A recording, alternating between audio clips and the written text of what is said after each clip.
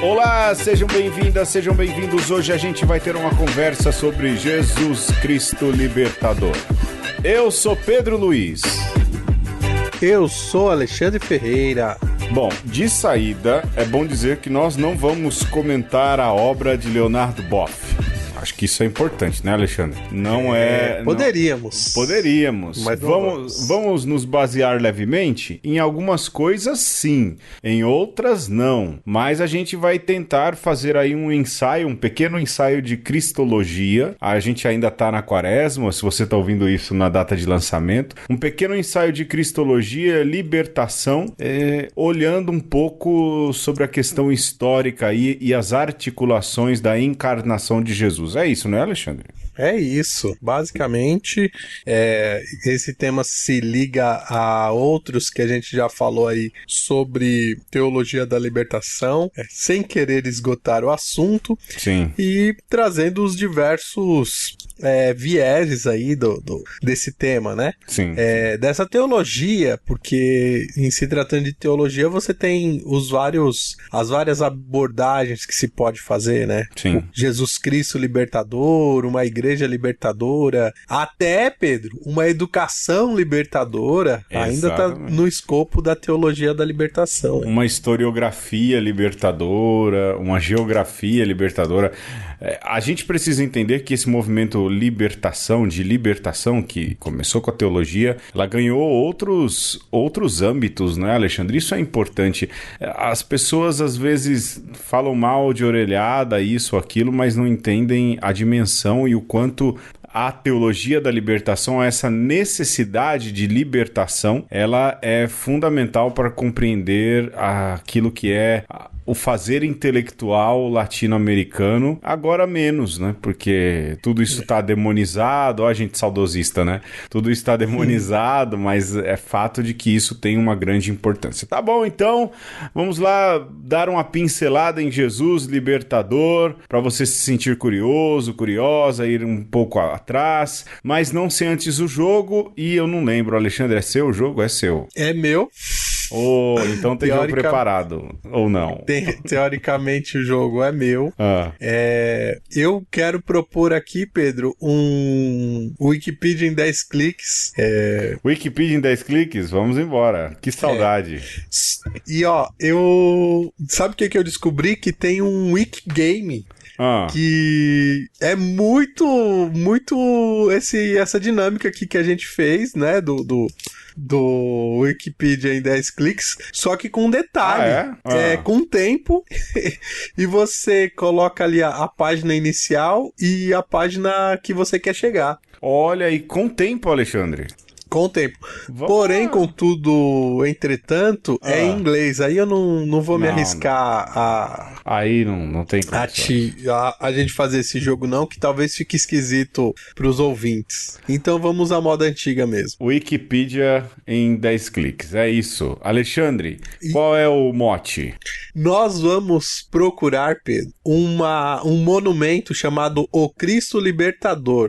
Olha que está em Biporã, no Paraná. Certo. O Cristo Libertador que está em Ibiporã, no Paraná, é isso? Ibiporã, no Paraná.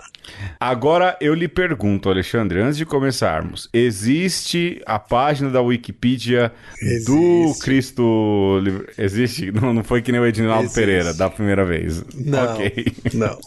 Existe. Ok, então vamos começar, Alexandre. Eu vou dar aqui um F5 aqui na minha Wikipedia e vamos lá, o meu primeiro clique. Tá, eu acho que tá bem fácil, viu, Alexandre? Vou ser sincero pra você, tá bem fácil, porque já na abertura da Wikipedia, aqui tem um artigo em destaque e a primeira palavra desse artigo, Bahia. Bahia é um estado da federação no Brasil, como o Paraná também o é, então eu já dou o meu primeiro clique tentando encontrar aí via Bahia o Paraná. É isso. Primeiro clique, Alexandre. Você quer falar um pouco mais desse artigo em destaque aí? Rapaz, aqui tá dizendo que Bahia, e aí eu já me dei mal, viu? Porque tá falando do Bahia enquanto o encouraçado brasileiro da Armada Imperial, veja só, não é? Ele foi comissionado em 1866 e descomissionado em 1894. E aí já não existe mais, não é?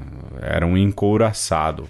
O meu primeiro clique deu tiro na água, porque não deu a questão de Bahia, Estado da Federação. Caraca. Mas eu tô com o Brasil aqui, já tô vendo o Brasil aqui. Eu achei aqui, nasceram neste dia, né, na primeira página do Wikipedia, em 15/3/1900, Gilberto Freire. Eu vou usar uma lógica parecida com a sua, ainda que eu acho que o Gilberto Freire não tenha nascido no Paraná. Não. Mas, bom, vai me levar aí a um estado da federação. Então, cliquei aqui no Gilberto Freire, né, que nasceu em Recife, Pernambuco. Olha aí, tá aí. Estamos aí. Eu, a menos de um clique, você já no seu primeiro já conseguiu chegar em Pernambuco. Achei aqui, Alexandre, Brasil.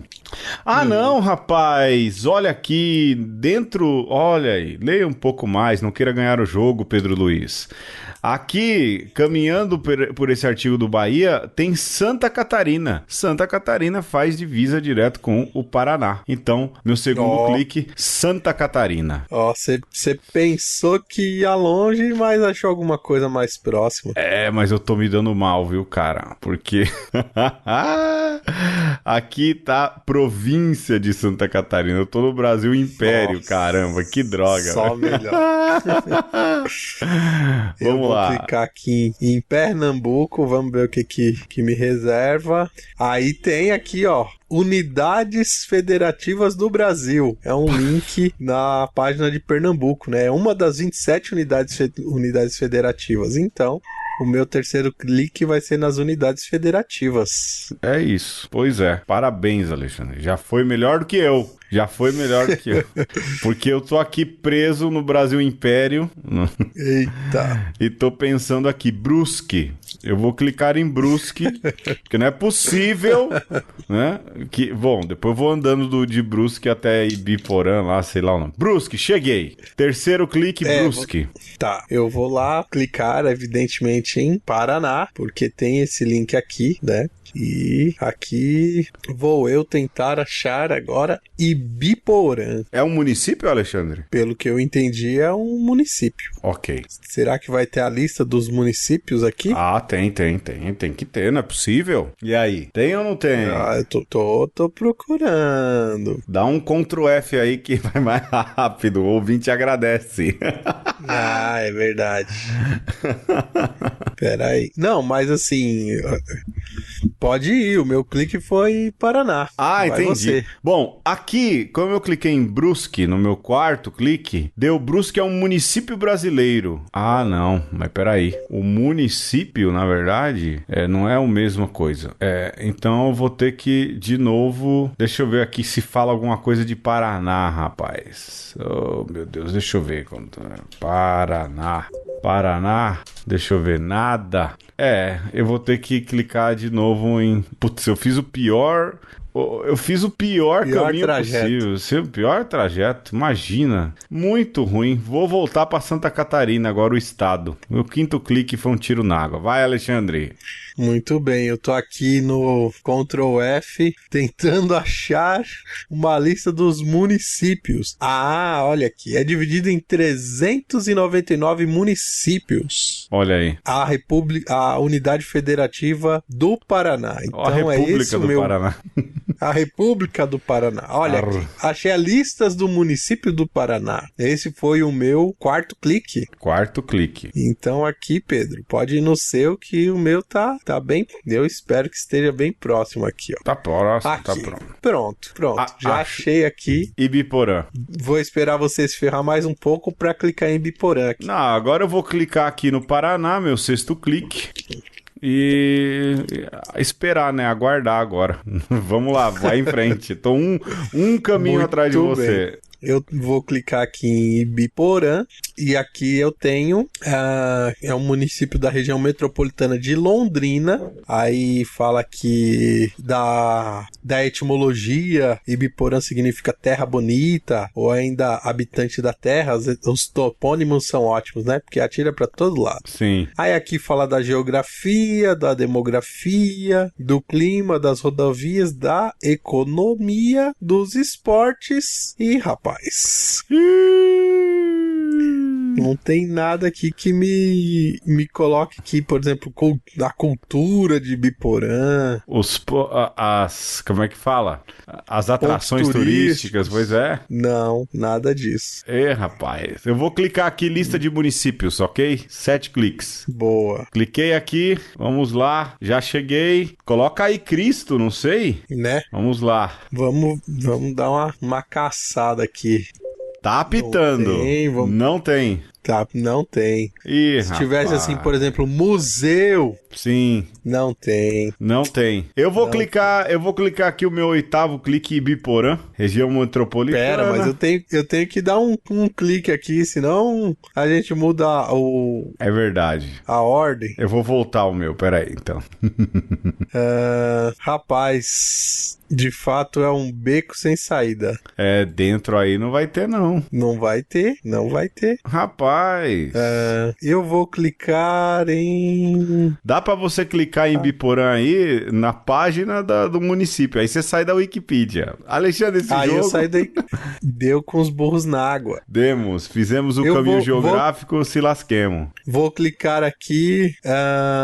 Não, tem o Campeonato Paranaense de Futebol. Não vai dar em nada. Não vai ter. Tem economia, que é Ibiporã forte em suinocultura. Olha aí. Mas não vai dar em nada. Puxa vida, Alexandre. Não vai dar. Não vai dar. Alexandre, deixa eu ver. Cristo Libertador. Vai, Pedro. Eu vou entregar os pontos aqui. Vou me dar por vencido. Eu também. Não tem como, não. Peraí. Existe uma estátua do Cristo Libertador. O Cristo Libertador é um monumento que está em Ibiporã. Caramba, um não faz referência pro outro, rapaz. Falha da Wikipedia. Deixa eu escrever aqui. Peraí. editor@wikipedia.com.br. Vamos pro tema, Alexandre. Pra gente não perder de tudo aqui o mote do jogo, deixa eu ler o verbete, então, desse monumento. O Cristo Libertador é um monumento de autoria do artista plástico Henrique de Aragão, que atualmente está em Ibiporã. A escultura, inspirada na teologia da libertação, foi projetada em latão em 3 peças. O Cristo, de 4 metros nu, com um sol de 3,6 metros de diâmetro ao redor de sua cabeça, e um pássaro de 2 metros de envergadura cobrindo os órgãos genitais. Nossa, que estátua maluca. Aí, Pedro, o povo ficou meio bravo, assim, né? Porque estava na igreja matriz de Nossa Senhora Auxiliadora e o pessoal achou que estava faltando com decoro ali. E acabou que tiraram a estátua da matriz, depois colocaram na universidade e hoje está, né, no museu da cidade. E aí a sua trajetória foi estudada como exemplo de intolerância artística e de repercussão da intolerância na imprensa e na sociedade. E de fato eu tô vendo aqui a imagem, né? É um Cristo ressuscitado, né? Então, logo se está ressuscitado, se ressuscitou sem roupa, né? E aí vem a pomba e faz ali a composição. Não é uma estátua feia, mas sabe como é que esse povo gosta de ser, né? Na cabeça desse povo, Jesus não fez nada, só nasceu e morreu na cruz.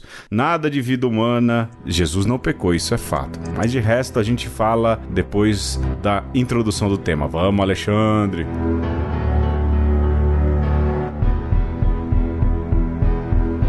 Ao ler diversos livros de teologia e mais concretamente algumas cristologias, tem-se a impressão de que os autores de tais livros conhecem Deus com mais segurança e mais claridade do que conhecem a Jesus.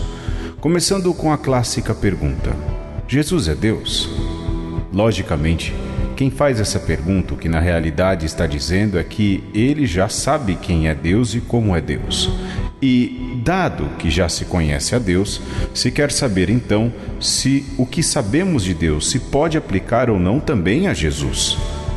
Daí resulta que, se efetivamente é Deus quem nos revela Jesus e nos diz quem é Jesus, o que estamos fazendo, na verdade, é anular uma das grandes afirmações do Novo Testamento, segundo a qual Deus ninguém jamais viu. E por isso o Filho único, unigênito do Pai, que é Jesus, foi quem nos deu a conhecer. Desta maneira, alguns livros de cristologia arrebatam de Jesus, sem se dar conta, sua missão central de ser Ele, precisamente, o revelador de Deus, aquele que nos dá a conhecer Deus. Porém, não apenas isso. Pois se fazemos uma cristologia a partir da suposição de que já sabemos quem é Deus e como Ele é, toda a cristologia se decompõe e, em boa parte, perde sua razão de ser.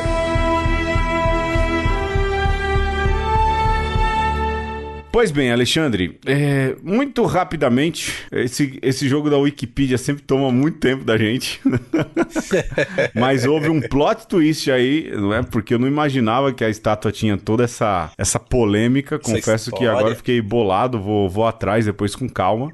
Mas, Alexandre, a gente vai falar de Jesus, o Libertador, mas não tem como, resgatando até outros programas que falamos de Jesus, partindo de uma cristologia também, não há como falar de Jesus sem levar em conta que o ponto de partida para se falar de Jesus é o centro da sua pregação, e o centro da sua pregação é o reino de Deus. Jesus é o reino de Deus, ele pregava o reino de Deus, apontava o reino de Deus, então não tem como falar de Jesus libertador sem falar daquilo que é o centro dessa pregação, que é o próprio reino de Deus, não é, Alexandre? Isso mesmo. E como essa ideia do reino de Deus de Jesus, ela é também uma ideia que muda a forma de se entender o conceito de reino, né? Sim. Porque se na antiguidade, mas também ao longo da história, essa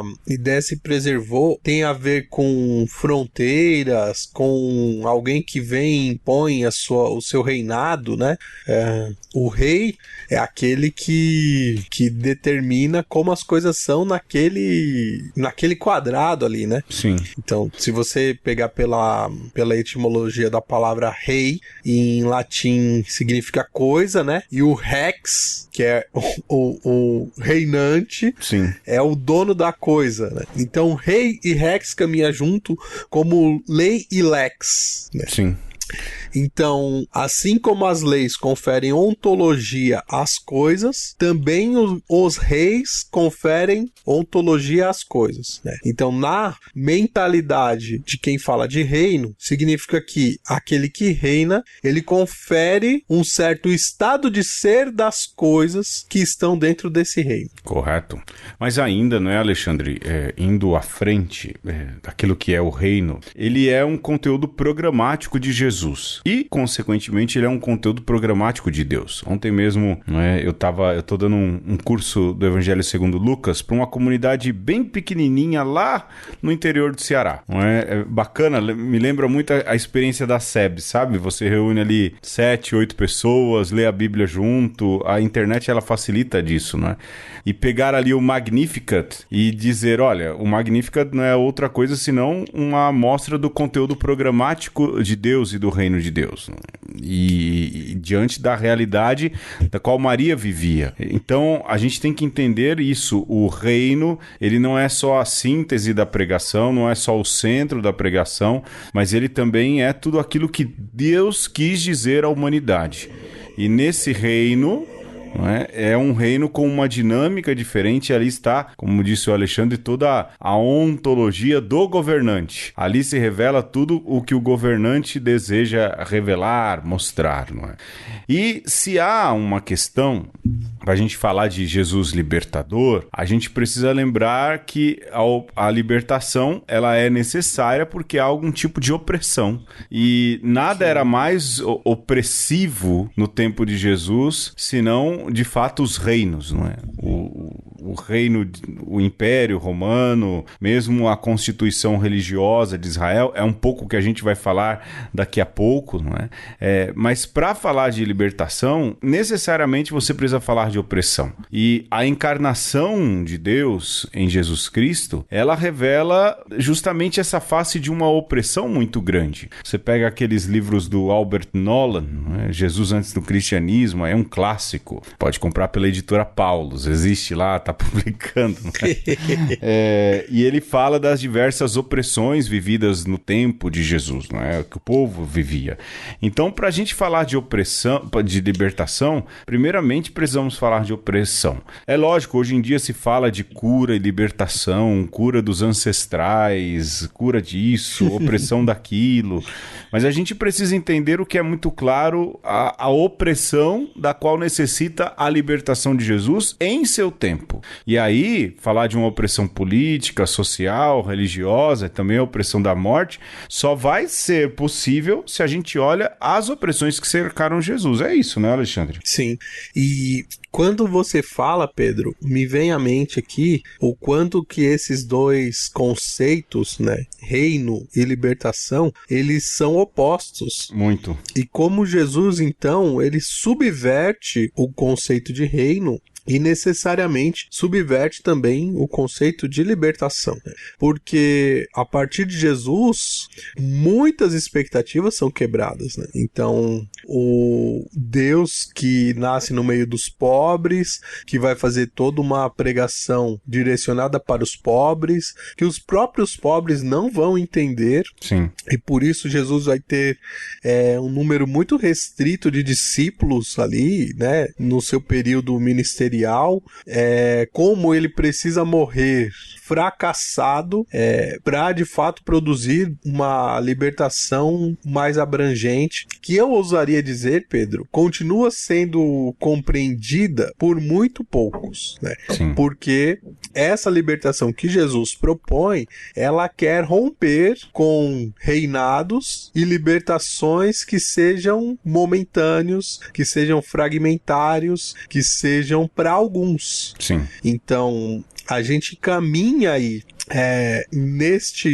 ainda hoje, nos dias de hoje, nessa falta de compreensão de como é preciso romper com certas estruturas para de fato entender e abraçar o Cristo como libertador. Sim. Olha, assim, não há dúvidas nenhuma de que esse discurso é provocador, e aí a gente pode retomar o Leonardo Boff, não a obra, mas a crítica que o Leonardo Boff faz, porque quando ele fala lá no livro Jesus Cristo Libertador, a gente não vai comentar o livro, né? Mas quando ele fala de que falar de teologia da libertação e Jesus libertador vai tocar na ferida da própria igreja. A que ponto a igreja também precisa olhar esse discurso libertador e ver o quanto ela pode estar sendo opressora. E lógico, essa questão de opressão e libertação, ela é muito válida sob a ótica de quem enxerga, né? Para rico, a gasolina tá cara, mas nem tanto. Mas para quem trabalha ali com dinheiro contadinho, a gasolina tá cara e cara pra caramba. Para quem tá colocando a canga no pescoço de alguém, a escravidão é coisa boba, é bobagem, nem existe tanto. Mas para quem sofreu e ainda sofre as consequências da escravidão, a escravidão é maldita, não é? E nesse sentido, quem não gosta desse discurso ad intra na igreja é porque, em geral, tá gostando do poder que exerce. Isso é fato, perfeito. Não é, Alexandre? A gente já viu isso muitas vezes. A gente já viu bispo não gostar de músicas. Não, isso aqui é um absurdo falar dessa música. E aí você vê o povo do outro lado cantar essa música como um hino, dizendo assim, nossa, como essa música fala de mim, não é? E aí você consegue ver sim também essa dinâmica. Nossa, mas Pedro, existe essa dinâmica? Sim, porque somos humanos, a igreja é santa e pecadora, e nessa porção humana ela encontra também essas dificuldades. Então falar de opressão e libertação é falar dessas estruturas e que também algumas vezes se repetem dentro do âmbito eclesial, e não há mal nenhum em falar isso, né, Alexandre? Às vezes vezes eu acho que há não um medo, né, mas se fica, puxa vida, mas a igreja é santa, ela é perfeita, mas ela não é perfeita, ela é perfeita por causa de Deus, mas aquilo que subsiste de humano, ela é bem, vamos assim dizer, bem falha, não é, Alexandre? E carece de libertação ainda. Não sei se viajei muito, né? E né, Pedro? Retomando o exemplo do bispo que chega e fala, olha, essa música aí não pode ser tocada porque não é litúrgica, né? Um dos argumentos, né? Sobretudo quando a gente pensa aí nessa trajetória do povo de Deus que aprendeu a celebrar a sua fé em multidão, aprendeu a ter um certo olhar comunitário, né, para suas vivências de fé. E o bispo chega com um argumento como esse. Não, essa música aí não é pra tocar, porque essa música não é adequada e tal. E o que tá por trás disso é exatamente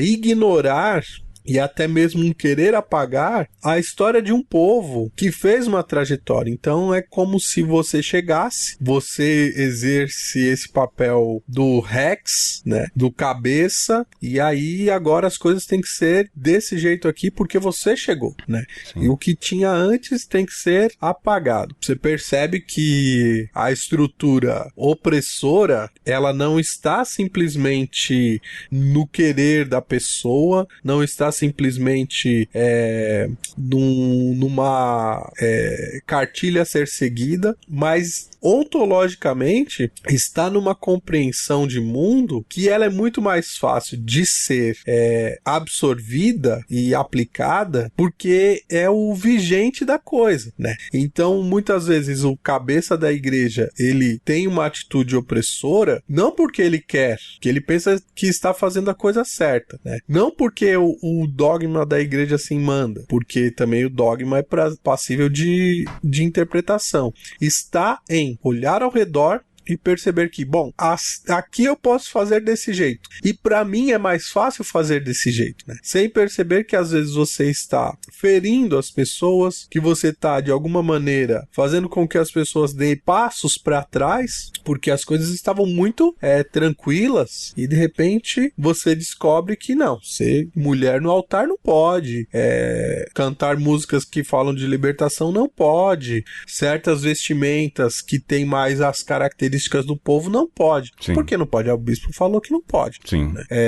Então, a gente está trazendo aqui para exemplos, digamos, cotidianos e, digamos, mais contemporâneos, mas é a mesma luta que Jesus fez lá com os discípulos, lá com os leprosos, com os coxos, com os surdos, com os mudos, né? Porque se tinha um jeito de encarar os excluídos, se tinha um jeito de encarar os pobres, e era muito mais fácil falar, olha, esse povo de fato tem que estar no seu lugarzinho ali, né? Não tem voz, não tem vez, tem que fazer do jeitinho que a gente manda aqui, e se trata disso, né? Ou a libertação ela é mais ampla e abrangente possível, ou a gente fica com meias medidas libertadoras para que as coisas aconteçam simplesmente do jeito que a gente quer, né? Então, a libertação que eu quero é a do grupo de oração, da missa de cura e libertação, né? Que o pai de família alcoólatra, ele vai conseguir se libertar aqui vindo no cerco de Jericó. Sim. Mas aí quando eu critico a indústria do álcool, que gera empregos, imagina, você tá falando aí de geradores de emprego, aí não, aí seu discurso tá indo longe demais. Pois é. Então, como a gente oferece essa libertação integral e como Jesus pode ser esse modelo integral de libertação, é o ponto que ainda é pertinente ser discutido nos dias de hoje. Exatamente. Alexandre, só para dar uma dica para você ouvinte, um pouco do que falamos agora, você pode encontrar muito melhor explicado no programa 176, em que a gente trouxe o Padre Lisboa, né? E ele falava dessas desconexões, não é, Alexandre? Eu acho que vale a pena aí dar uma revisitada. A gente vai agora pro Despatrocinador, você pode ouvir o Despatrocinador, parar, voltar lá no programa 176 e depois você volta nesse aqui. É ou não é, Alexandre? Pode. Como é isso? Boa, vamos lá.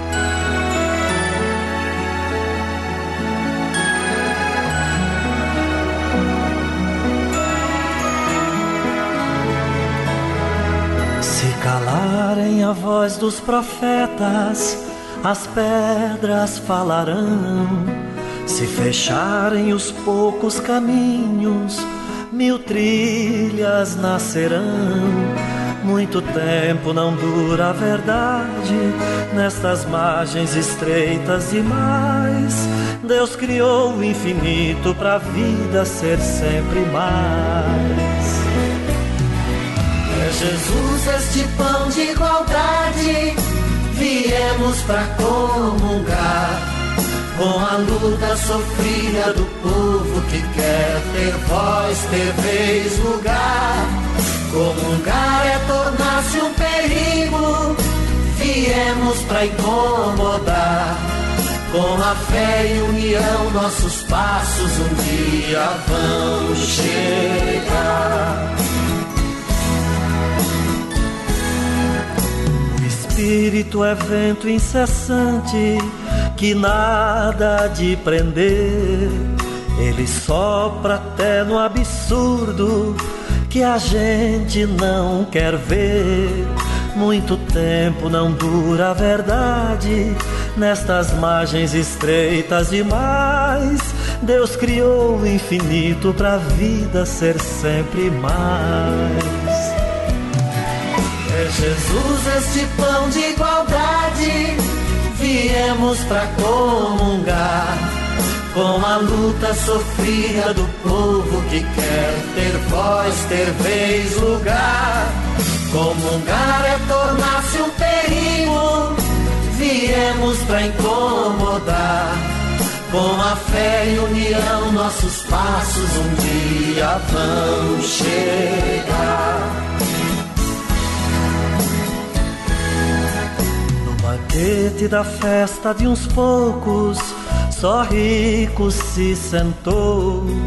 Nosso Deus fica ao lado dos pobres, colhendo o que sobrou.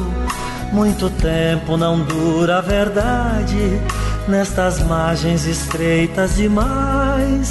Deus criou o infinito pra vida ser sempre mais. É Jesus este pão de igualdade, viemos pra comungar com a luta sofrida do povo que quer ter voz, ter vez, lugar. Comungar é tornar-se um perigo, viemos pra incomodar. Com a fé e união nossos passos um dia vão chegar. O poder tem raízes na areia, o tempo faz cair. União é a rocha que o povo usou pra construir. Muito tempo não dura a verdade nestas margens estreitas demais. Deus criou o infinito pra vida ser sempre mais. É Jesus este pão de igualdade, viemos pra comungar com a luta sofrida do povo que quer ter voz, ter vez, lugar. Comungar é tornar-se um perigo, viemos pra incomodar. Com a fé e união nossos passos um dia vão chegar. Toda luta verá o seu dia nascer da escuridão. Ensaiamos a festa e a alegria, fazendo comunhão. Muito tempo não dura a verdade nestas margens estreitas demais. Deus criou o infinito pra vida ser sempre mais. É Jesus este pão de igualdade, viemos pra comungar com a luta sofrida do povo que quer ter voz, ter vez, lugar. Comungar é tornar-se um perigo, viemos pra incomodar. Com a fé e união, nossos passos um dia vão chegar. E no episódio de hoje nós estamos trazendo aqui uma cristologia libertadora. Como Cristo pode te ajudar a enxergar as libertações que a gente precisa na nossa vida, seja em sociedade, seja também na vida individual. Aí, né? Então, nesse segundo bloco, a gente vai tentar olhar aí para os vários âmbitos da realidade para tentar continuar problematizando aqui, que no fim das contas é isso que a gente faz, né? Só. A gente tenta a partir da fé, não sei se trazer muito mais resposta, mas sobretudo trazer perguntas para você que nos ouve, insiste em nos ouvir, Pedro Luiz. Um povo bom demais, viu? Eu fico, como diz o outro, eu fico incrível. Alexandre, agora falando mesmo das realidades, eu acho que vale a pena insistir em coisas que a gente já disse muitas vezes. Tudo que Jesus fez e falou foi Deus quem fez e falou. As escolhas e as realidades que cercam Jesus foram escolhas de Deus. Nascer em Nazaré, ser filho de Maria, ser um trabalhador, tudo isso Deus quis dizer alguma coisa. Mas aquilo que dizia respeito à vida do palestino, de um nazareno médio ali no século I, não é? A gente tinha, em primeiro lugar, aquilo que a gente disse, a chamada opressão política. Porque, não é? Desde 63 a.C., o general romano Pompeu intervém numa guerra interna que é curioso, né? Era uma guerra interna entre o povo de Israel. Alguém de Israel pede ajuda. É quase que se a gente pedisse para os Estados Unidos intervir aqui para ajudar, né? Pois é. É que nem o brasileiro que pediu a intervenção militar em 64, né, Alexandre? Não, eles vêm aqui, só vão ajeitar e depois vão embora, né? Para ir embora, a gente precisou quase que fazer um exorcismo na Catedral da Sé. Houve essa invasão, então, e aí o povo viveu sob o domínio romano a partir de então. E Roma ajudou a acabar mesmo com Israel enquanto uma nação constituída, ao menos ali no tempo de Jesus. Essa era a realidade. Vivia-se uma opressão política muito grande. A gente não vê muito Jesus falar abertamente da questão da invasão romana, mas também falar mal de Roma era como falar mal, sei lá, do tempo ruim, não é? Já era um fato dado, não é, Alexandre? Não é que se submetia a isso. Mas pregar um reino de Deus, e aí a gente volta ao reino, pregar um reino de Deus já era uma afronta ao império. Não à toa, essa é uma das acusações feitas a Jesus, né? Ele quer se fazer rei, não temos um outro rei senão César, não é? Mas a realidade da opressão política era real. Nesse sentido, quando você constrói uma cristologia na teologia da libertação, você remete isso. Ora, o povo latino-americano vive também uma opressão de ditaduras militares, de intervencionismo de países estrangeiros, sejam quaisquer eles que fossem, não é? A América Latina e o Caribe vive sob forte intervenção. A gente não consegue ser agente. E quando se fala, então, de uma cristologia da libertação, de um Jesus Cristo libertador que vence a opressão, olhando também essa realidade, não é, Alexandre? Sim, e você citou aí o exorcismo, né, Pedro? A gente pode fazer, inclusive, uma demonologia libertadora, né? Porque quando você olha lá para os momentos de exorcismo de Jesus nos evangelhos, você percebe que a pessoa endemoniada, Marcos traz muito isso, né? Ela está sendo tomada por um agente externo, né? Então, o demônio é um agente externo que vem e não deixa ser quem você é. Muito evidentemente, a gente pode falar que os Estados Unidos pode ser um demônio, a Rússia e a União Soviética pode ser um demônio.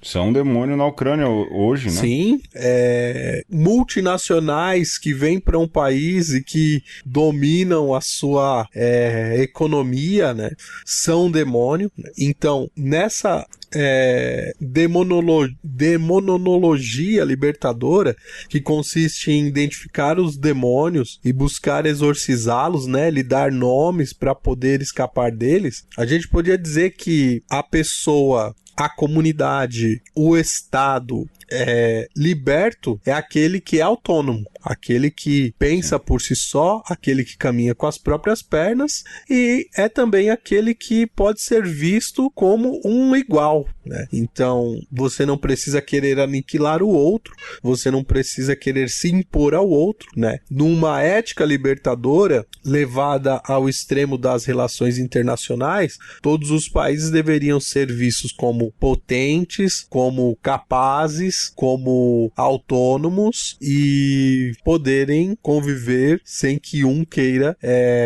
se sobrepor a outro. E como Jesus é, então, para nós, este modelo único, né? Esse paradigma único. Por isso que a gente chama de Senhor do Universo, a gente chama de Senhor das nossas vidas, porque aqueles que seguem Jesus deveriam, então, à luz do próprio Evangelho e à luz dessa trajetória libertadora, buscar oferecer isso para todo mundo, né? E aí, como não tem como a gente não tratar de política, se a gente quer uma libertação de fato consistente, né? Sim, sem dúvidas, sem dúvidas. E não à toa, não é, Alexandre? É curioso que hoje no mundo as potências que estão em guerra colocam o nome de Cristo em alta conta, né? Quem ajuda aí o Putin é um pensador cristão, né? Que fala aí do pensamento cristão. A Ucrânia tem fortes vínculos religiosos e o presidente dos Estados Unidos da América é um católico fervoroso de missa dominical. E então dá pra gente ver aí o quanto entra uma opressão política da qual se carece de libertação, e é uma opressão política, eu vou inverter aqui, Alexandre, que parte também de uma opressão religiosa. Jesus vivia uma opressão religiosa muito forte. Os homens religiosos do tempo de Jesus, a gente já tratou disso, mas talvez a gente vá precisar repassar essa questão, oprimiam muito tranquilamente o povo, né? A religião era um sistema de opressão. Você criava um sistema aí de pena, de crime, de castigo, para que você conseguisse ganhar dinheiro, porque você ganhava muita grana em cima disso, mas que você conseguisse também manter um certo controle, não é? De novo eu recorro ao Albert Nolan, Jesus antes do cristianismo. Acho que essa obra ela é seminal para a gente entender essas questões de opressão e libertação, e é um teólogo sul-africano. Acho que vale a pena dizer isso. Não é um teólogo latino-americano, é um teólogo sul-africano, mas é um teólogo que vem da pobreza. E ele fala, a religião do tempo de Jesus, ela era uma opressão, e ela causava uma opressão muito grande e carecia de um grito libertador. Não é à toa que quando você abre o Evangelho segundo João, a abertura do Evangelho é Jesus multiplicando vinho, transformando água em vinho, melhor dizendo, e depois uma purificação do templo, o ato de purificação do templo, né? Lógico, a gente fala claramente de um ato de purificação, mas há quem diga que as curas de Jesus, elas são um jeito de você quebrar um sistema de opressão, porque aí se fala da paralisia que era psicossomática e tudo mais. Essas questões, essas querelas, eu acho que já foram superadas pela igreja lá atrás, não há essa discussão, mas é fato de que a religião no tempo de Jesus era uma religião opressora. E vivemos hoje, e aí a gente precisa olhar para Jesus libertador, uma religiosidade, sobretudo cristã católica, mas eu digo até cristã em geral, viu? Olhando para o Brasil, cristã em geral, que é extremamente opressora. É muito opressora. Ela traz um discurso muito opressor, porque está aliada ao poder, tem tudo isso, não é? Essas coisas demonstram o quanto essa libertação de Jesus, ela precisa de novo ser colocada em prática. Né? Olha, o problema da opressão religiosa é que ela acontece no interior do caboclo da comadre, né? Se você pensa na opressão política, a gente está vivendo, por exemplo, esses tempos de gasolina com preço exorbitante, né? Isso é uma opressão política porque ela parte de uma ação política externa, né? Os políticos, né? O poder político poderia muito bem intervir, como interviu no passado, e manter os preços dos substratos aí necessários para a vida em sociedade num patamar mais baixo. Gasolina, gás de cozinha, itens da cesta básica. Isso é uma ação política externa que vai tocar necessariamente na vida das pessoas. O problema da opressão religiosa é que acontece no interno da pessoa, né? Então, uma ação externa que te atinge externamente, ela é facilmente visível, ainda que você não entenda muito bem por quê. A opressão religiosa, ela acontece na sua psique, e aqui a gente pode entender psique também como alma, sem que você se dê conta, porque ela atinge os níveis simbólicos da vida, né? Então, a gente vê o quanto que Jesus buscou a libertação da religião, e talvez seja o seu maior trabalho como missionário do reino de Deus, exatamente por conta disso. Porque contra a opressão política, a gente luta externamente. Hoje em dia a gente pode lutar com o voto. E contra a opressão religiosa? Muitas vezes você só consegue vencer essa opressão religiosa rompendo com a sua religiosidade, né? Quando cai as escamas dos olhos e você percebe assim, não, pera, essa religião não tá me fazendo bem, né? Eu tô matando pessoas, eu tô perseguindo pessoas em nome da minha fé, em nome de Deus, e aí cai as escamas e você fala, não, já não posso ser desse jeito, preciso ser desse outro jeito aqui, né? E às vezes você tem que romper com o seu dirigente religioso, você tem que romper com a sua comunidade de fé e tem que se encontrar com um outro grupo, talvez, né? Numa outra comunidade ou num outro jeito de ser comunidade para poder dizer assim, não, agora sim, agora as coisas estão fazendo sentido, né? Então esse movimento interno de libertação, ele é muito, muito trabalhoso, né? E ninguém pode fazer por você, porque se alguém tá fazendo por você, você ainda está jogando nos laços no jogo da opressão.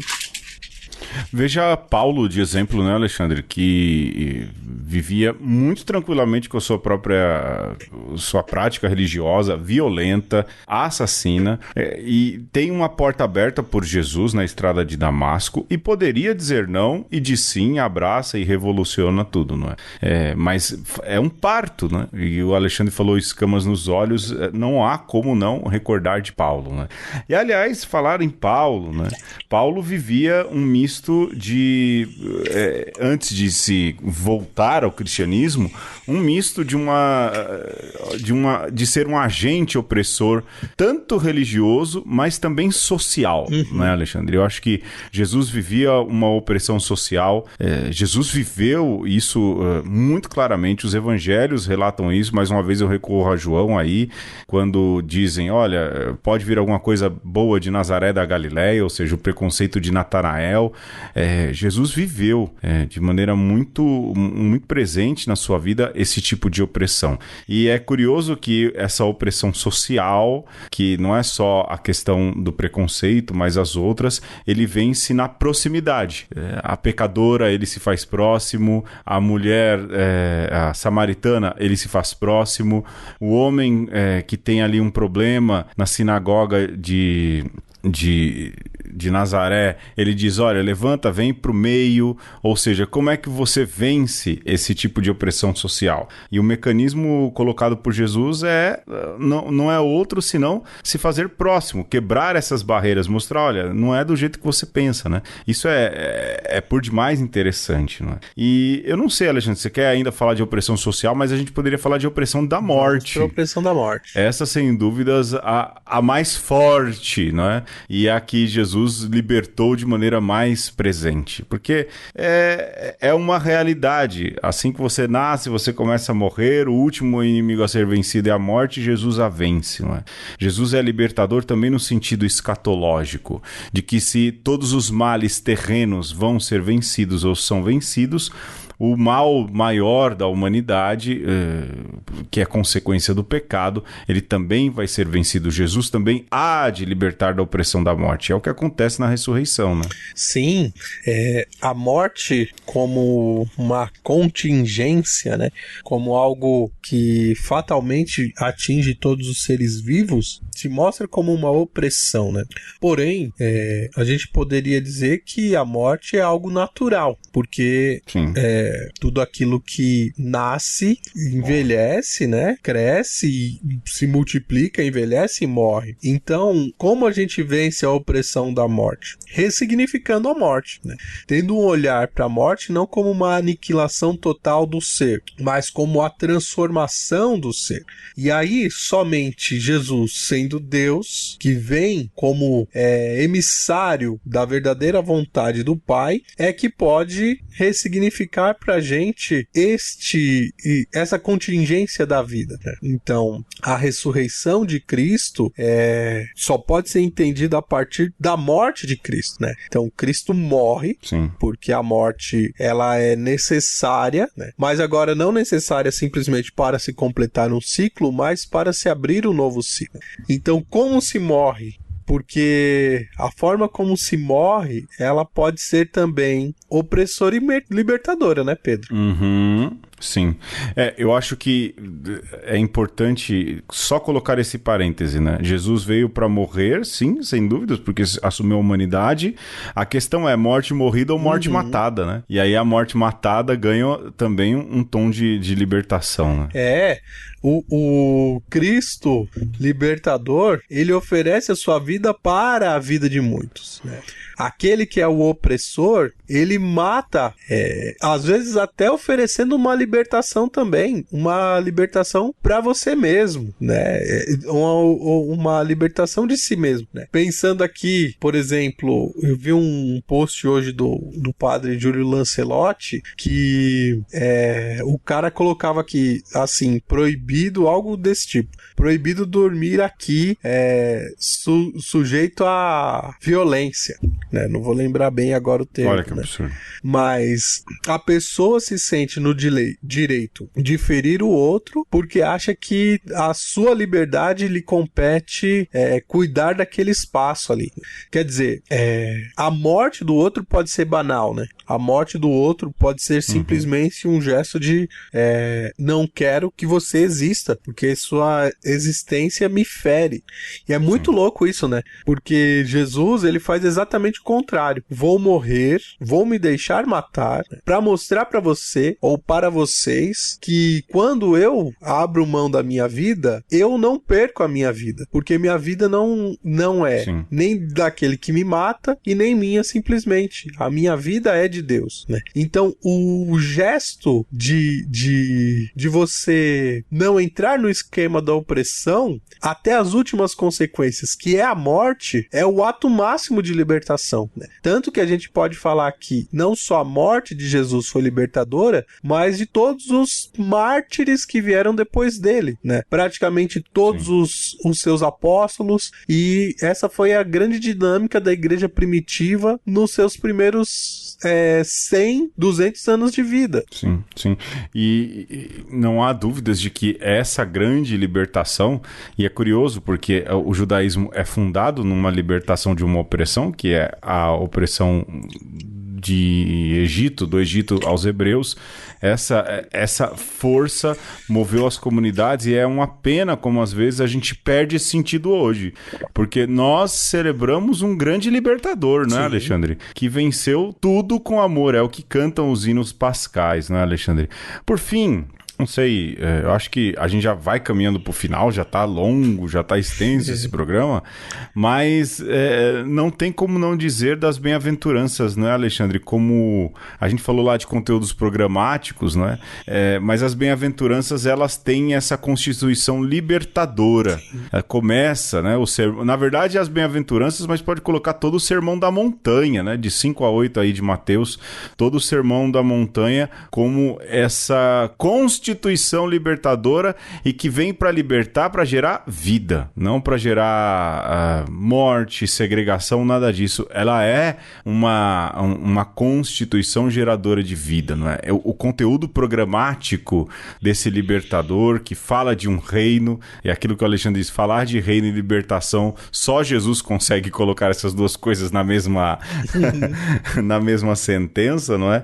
Tem como sua síntese principal as bem-aventuranças, sobretudo aquilo que é o Sermão da Montanha, né? Sim, e sempre assim, né? O que eu acho mais fantástico do Sermão da Montanha e das bem-aventuranças é que é em tom sempre de provocação, né? Sim. É muito difícil você ler todo o Sermão da Montanha e dizer assim, isso daqui tá fácil, isso daqui eu vou começar segunda-feira junto com a dieta e vou viver agora pro resto da minha vida sem a mínima dúvida, né, do que eu tô entrando, porque é uma proposta muito exigente, né? É uma proposta extremamente de alto nível, quase super-humana. Então, isso é para nós, ou deveria ser para nós, algo muito libertador, porque de alguma maneira mostra para nós o quanto que a gente é falho, fraco, débil, mas ao mesmo tempo como a gente pode sempre ir além, né, da nossa debilidade, da nossa fraqueza, da nossa ruindade, né? Se você se acostuma com a sua ruindade e acha assim, não, eu sou isso mesmo, né, paciência, você entrou no jogo do opressor, né? Se você percebe que, puxa vida, né, Jesus tem um programa aqui, hoje eu só cumpri 10% do que ele me falou, louvado seja Deus pelos 10%, né? Mas se você tem essa gana, essa vontade de progredir, então você tá no caminho de libertação. Sim, Alexandre, eu acho até que já deu, não é? Porque o intuito é provocar um tanto a respeito de mais um quadro, isso é Teologia da Libertação. Vagarosamente, né? A gente vai construindo tudo isso e um dia a gente vai chegar e dizer, olha, tudo que a gente tinha pra falar sobre isso, a gente já falou, procure programa tal. Mas isso é pra ver um pouco a riqueza que compõe tudo isso e essas interações, não é? Que acabam existindo entre a realidade presente no tempo de Jesus, entre a realidade dessas formulações teológicas e como elas ecoam no nosso tempo. Alexandre, eu fico por aqui. Obrigado a você que ouve. O meu beijo e o meu aperto de mão. O meu abraço. E vamos que vamos. Aê.